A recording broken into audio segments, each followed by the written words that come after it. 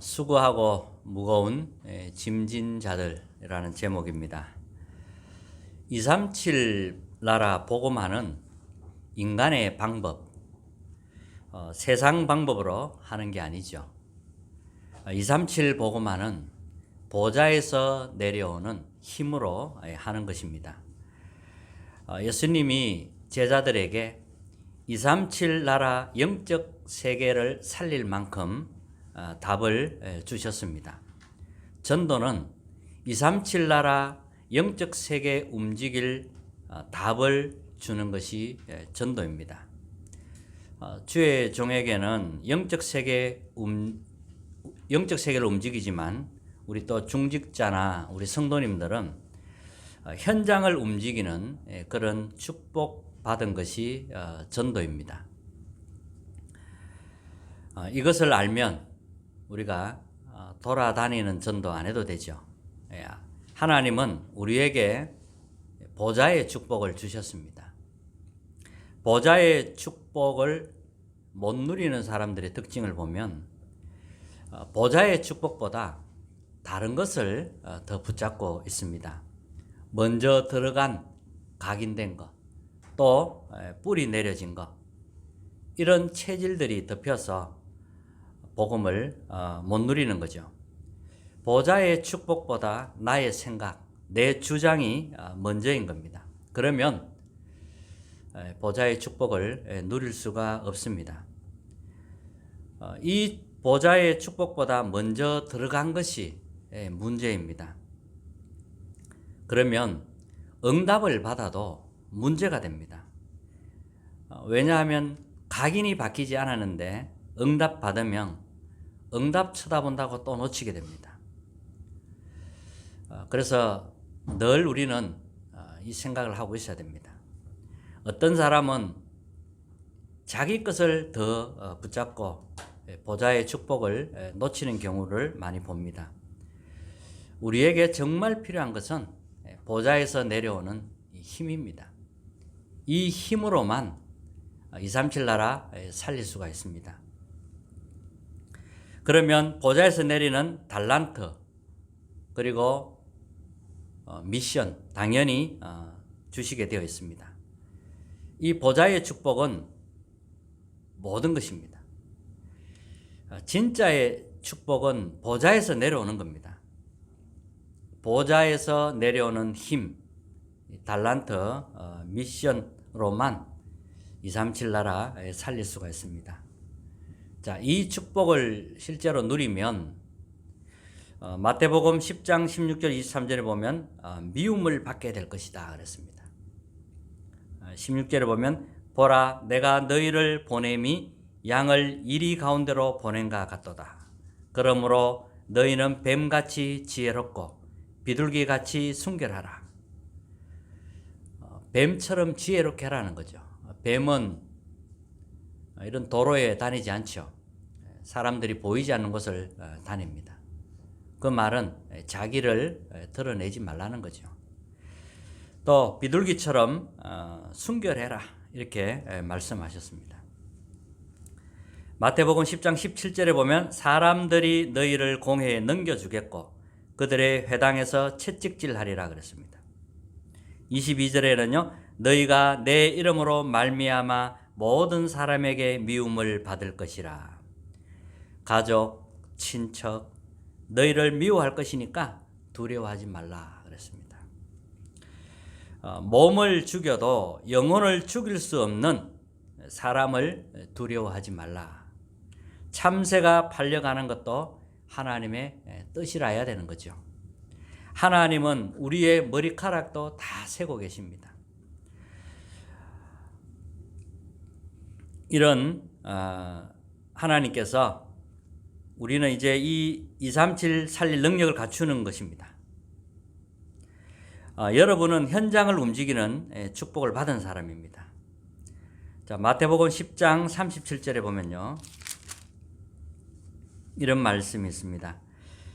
아버지나 어머니를 나보다 더 사랑하는 자는 내게 합당하지 아니하고 아들이나 딸을 나보다 더 사랑하는 자도 내게 합당하지 아니하며.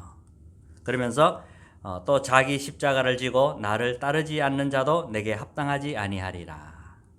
자기 목숨을 얻는 자는 잃을 것이요 나를 위하여 자기 목숨을 잃는 자는 얻으리라. 중요한 말씀 하셨죠. 그리고 나서 마태복음 11장에 보면 28절입니다. 수고하고 무거운 짐진 자들아 다 내게로 오라 내가 너희를 쉬게 하리라 그랬습니다.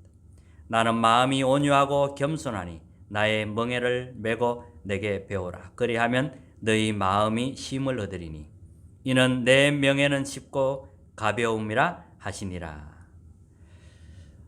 많은 사람들이 고통의 짐을 지고 있습니다. 강대국이 강한 것처럼 보이지만 고통의 짐을 지고 있습니다. 강대국은 약한 나라를 점령해야 한다고 생각을 하죠. 서로가 평화롭게 서로 도우면서 살면은 더 빨리 성장할 것인데 약한 나라를 잡아먹어야 된다 이렇게 생각하는 거죠. 지금 러시아가 그렇고요. 또 옛날에 일본이 그랬고요. 또 로마가 그랬고요. 성경의 강대국들이 다 지금까지 그래 왔어요. 그러니까 이제 약소국들은 강대국의 노예가 되는 겁니다. 이렇게 고통의 짐을 지고 살아가고 있습니다. 뿐만 아니라 많은 사람들이 또 병원에서 해결할 수 없는 그런 불치병으로 어려움 당하는 사람도 많이 있습니다. 또 귀신 들린 병으로 시달리는 분도 많이 있습니다. 각종 영적 문제가 깊이 뿌리 내려져서 고통의 짐을 지고 살아가는 사람도 많이 있습니다. 이런 병은 의사가 해결할 수 없습니다. 교회도 못 고치고 있습니다. 그래서 혼란에 빠지는 겁니다. 이때 예수님이 말씀하셨습니다. 문제를 가지고 주님께로 오라는 거죠. 수고하고 무거운 짐진 자들아 다 내게로 오라 이렇게 말씀하셨습니다. 나의 멍에를 메고 내게 배우라. 그리하면 쉼을 얻으리라. 내 멍에는 쉽고 가벼움이라 이렇게 말씀하셨습니다. 오늘 첫째는 예수님이 다 내게로 오라 이렇게 말씀하셨습니다. 절대 불가능한 것을 예수님이 치유하시겠다는 말씀입니다. 이 바리새인과 로마로는 수고하고 무거운 짐진 자를 고칠 능력이 없습니다. 예수님은 수고하고 무거운 짐진 자들아 다 내게로 오라 이렇게 말씀하셨습니다. 사람들은 실패할 수밖에 없는 각인된 것이 있습니다. 절대 불가능한 것으로 각인되고 뿌리 내려져 있고 체질이 되어 있습니다. 오래된 것이 있습니다. 오래된 각인된 것이 있습니다. 본인도 잘 모르는 오래된 각인된 것이 있습니다. 이것을 발견하면 이제 치유가 시작되는 거죠. 내가 왜 이럴까? 우리 집이 왜 이럴까? 이렇게 생각하면 안 되고요. 오래 각인된 것이 있습니다. 그것을 발견할 수 있어야 됩니다. 그러면 다른 사람 핑계댈 이유가 없습니다. 나에게 각인된 것이 있습니다. 그걸 찾아내는 겁니다. 그래서 예수님이 수고하고 무거운 짐진 자들아 다 내게로 오라 이렇게 말씀하신 겁니다. 나의 수고하고 무거운 짐이 무엇입니까? 주님의 짐은 가볍다고 말씀하셨습니다. 창세기 3장, 창세기 6장, 창세기 11장으로 각인된 것을 없애라는 거죠. 원죄가 들어오면서 이 땅에 누구든지 태어나면 인생의 주인은 나다. 이게 이제 딱 각인이 됩니다. 그래서 사람들은 내가 주인이다라고 생각하는 거죠. 자기가 주인인 줄 알고 있습니다. 이게 깊이 각인되어 있습니다. 하나님 없이 살려고 하는 그게 지금 각인이 되어 있는 거죠. 이것을 바꾸라는 겁니다. 자, 이렇게 해서 사도행전 13장 16장 19절에 보면 우상으로 뿌리가 또 내려집니다. 내가 주인이고 우상으로 뿌리가 내려지고 그러면서 운명 6가지 상태가 체질화가 되는 것입니다. 이것을 발견하고 각인만 바꾸면 승리하게 되는 것이죠. 두 번째는 내 멍에를 메라 그랬습니다. 절대 가능을 이야기한 것입니다. 내 멍에를 예수님의 멍에에 붙여서 묶으라는 말입니다. 왜 소에 보면 멍에가 있잖아요. 소를 이제 밭에 일을 시킬 때 보면 멍에를 지우죠. 이렇게 해서 이제 밭에 일을 시키는데 우리가 그런 짐을 지고 있다는 거죠. 그래서 주님의 멍에를 메라는 거예요. 내 멍에를 주님 멍에에 묶으라는 겁니다. 그러면 가벼워진다는 거죠. 절대 불가능한 것을 발견하고 가능한 것으로 새로 편집, 설계, 디자인하면 됩니다. 사람들은 창조주 하나님을 모르고 자기가 주인 되어 살아갑니다. 이것은 오래 지금 각인된 거기 때문에 많은 사람들이 잘 모르고 살아갑니다. 그래서 이것을 바꿔야 되고요. 주인을 바꾸라는 겁니다. 참 주인이신 그리스도가 나에게 각인되도록 주인을 바꾸라는 겁니다. 이렇게 해서 하나님의 것으로 편집, 설계, 디자인하면 새로워지게 됩니다. 내 것, 가문, 세상 것 말고요. 하나님의 것으로 편집하고 설계하고 디자인하는 겁니다. 또 말씀과 기도를 가지고 편집, 설계, 디자인하는 겁니다. 하나님이 눈에 보이지 않게 성삼위 하나님으로 역사하십니다. 보좌의 축복을 누리게 되고요. 또 시대 살릴 응답을 받게 되는 겁니다. 나의 문제를 발견하라는 거예요. 우리의 문제를 잘 모르거든요. 진정으로 발견하면 하나님은 답을 주십니다. 하나님이 주신 답으로 편집, 설계, 디자인하라는 겁니다. 우리는 삶을 살아가면 문제를 계속 만납니다. 문제를 보면서 낙심하지 말라는 거예요. 낙심할 이유가 없습니다. 반대 것을 보면 되니까요. 반대 것을 찾아내야 합니다. 그리고 세 번째는 쉬게 하리라 그랬습니다. 하나님이 우리에게 주시는 절대 시스템을 말합니다. 세 가지 뜰을 회복해야 합니다. 그게 이방인의 뜰. 이방인의 뜰이 무슨 말이냐면 교회는 누구든지 와야 된다는 거예요.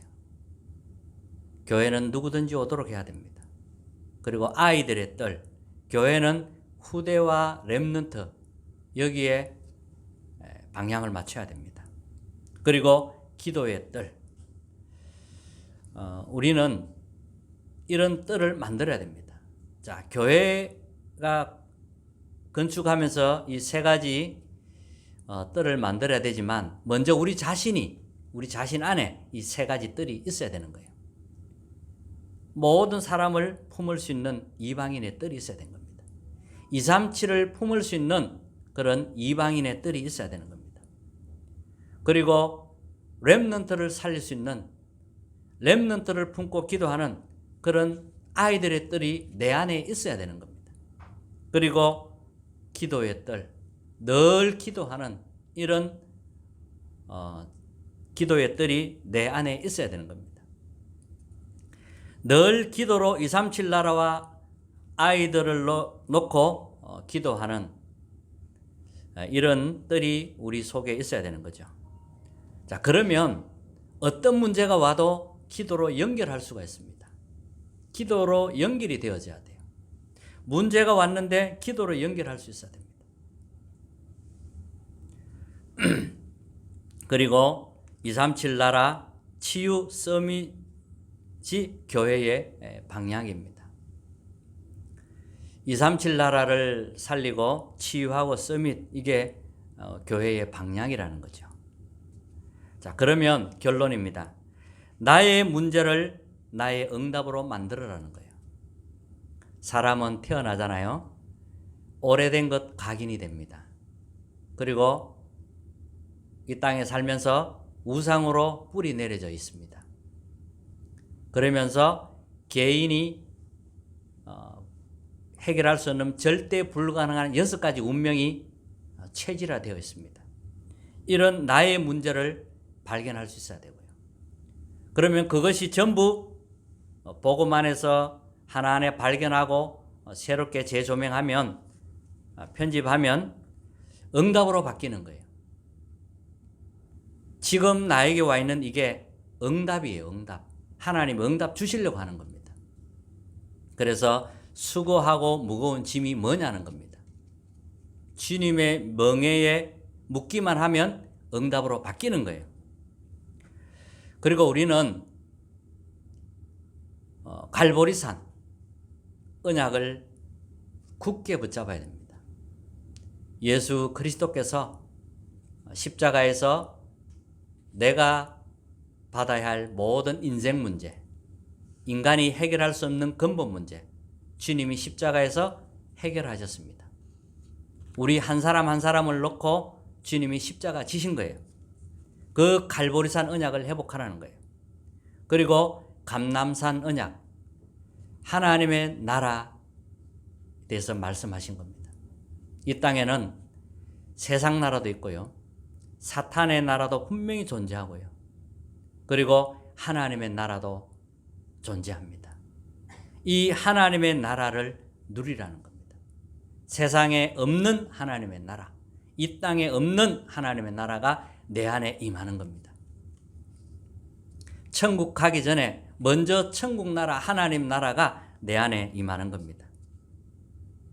그리고 마가다락방 언약으로 힘을 얻으라는 겁니다. 하나님께서 힘을 주시겠다는 거예요. 진짜로 언약을 잡고 기도하면 하나님이 새 힘을 주시겠다는 거예요. 내 것으로는 이 땅을 이길 수가 없습니다. 세상 것으로는 이길 수가 없습니다. 오직 위에서 주시는 그 하나님의 힘이 있어야 되는 겁니다. 그래서 기도하는 겁니다. 사람들이 올 수밖에 없는 플랫폼을 만들어야 됩니다. 플랫폼은 교회에서도 만들어야 되고요, 우리 자신이 플랫폼이 돼야 됩니다. 많은 사람들이 답을 얻을 수 있는 그런 플랫폼이 돼야 돼요. 우리 자신들이. 사탄이 심어놓은 12가지 역에 대한 진정으로 내가 해방을 받고 답을 가지고 있다면 여기에 묶여있는 사람들한테 답을 줄 수가 있습니다. 그래서 237 치유 서밋, 여기에 쓰임받는 플랫폼이 되는 거죠. 응답이 오는 대로 그렇게 만들어가면 되겠습니다. 대면교회, 비대면교회, 미디어 교회도 눈을 떠야 합니다. 우리가 이렇게 대면에서 예배 드리는 걸 가지고 대면교회라고 합니다. 또 코로나가 터지면서 이제 비대면으로 예배 드립니다. 그래서 비대면 교회라고 하지요. 또 우리는 미디어 교회에 눈을 떠야 합니다. 이렇게 해서 237 복음화를 놓고 한 걸음 한 걸음 응답받아 가는 것입니다. 자, 오늘 수고하고 무거운 짐진 자들입니다. 다 주님께로 오라고 하셨습니다. 내 멍에를 메고 배우라고 합니다. 그러면 너희가 쉼을 얻으리라. 이번 한 주간 하나님이 주신 언약으로 충만한 한 주간 되시기를 주님으로 축복합니다.